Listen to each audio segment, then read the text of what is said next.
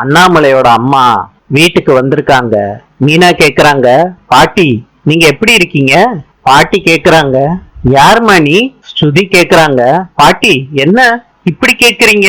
டே அண்ணாமலை, இது யாருடா இது? விஜயா கேக்குறாங்க, என்னங்க என்னங்க ஆச்சு இவங்களுக்கு? அண்ணாமலையோட அம்மா சொல்றாங்க, என்னடி விஜயா, 6 மாசத்துக்கு முன்னாடி பாக்குறப்ப ஒல்லியா இருந்த, இப்ப நல்லா பெருத்து போயிருக்க.